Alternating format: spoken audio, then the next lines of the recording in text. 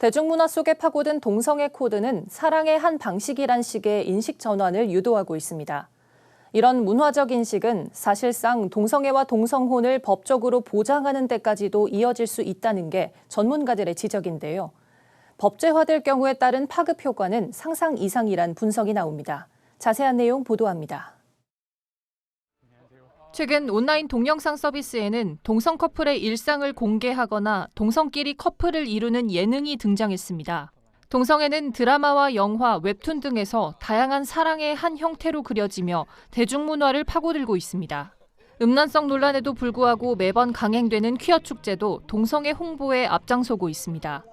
모두 대중적인 호감을 일으켜 동성애에 대한 인식을 바꾸려는 시도입니다. 문제는 문화적으로 동성애가 낯설지 않게 되면 자연스럽게 관련 법 제정에도 영향을 미칠 수밖에 없다는 겁니다. 우리나라는 이미 동성애 비범죄화 국가입니다. 그럼에도 이에 그치지 않고 동성애와 동성결혼을 제도화해 보장받으려는 시도는 계속되고 있습니다.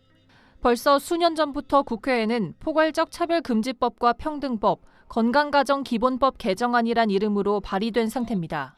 첫 번째는 동성 결혼을 합법화하려는 거죠. 동성 결혼을 인정해주지 않는 것이 차별이다 이렇게 주장하고 있는 거고요.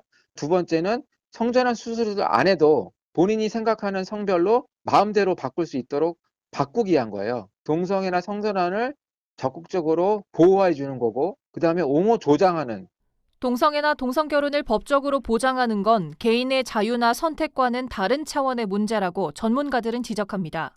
법률연구단체 사단법인 크레도는 동성결혼 합법화는 대한민국 헌법적 질서를 전면으로 부정하는 것이며 건강한 사회의 근간인 혼인제도와 가정질서를 뒤엎는 중차대한 사안이라고 말합니다.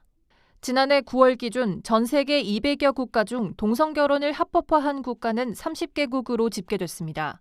이들 국가의 사례를 보면 법제화의 부작용이 곳곳에서 나타났습니다.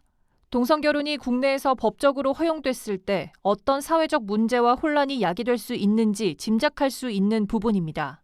여성 동성 커플에게 입양된 한 남자아이가 자신이 남성이라는 것을 되게 수치스럽게 여겨서 자신의 성기를 훼손하는 이런 일들이 있었어요. 여성 동성 커플이 이 남자아이를 성전환을 시켜주는 이런 일들이 있었거든요. 우리 자녀 세대들, 다음 세대들에게 얼마나 심각한 문제를 끼칠 수 있는지를 좀 볼 수가 있는 거죠. 기독교 입장에서 예상할 수 있는 가장 심각한 문제는 성경과 창조 질서에 반하는 제도와 문화 속에서 교회가 변질되고 무너지는 겁니다.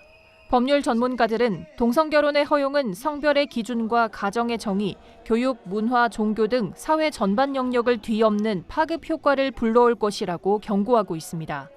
구티비 뉴스 김민주입니다.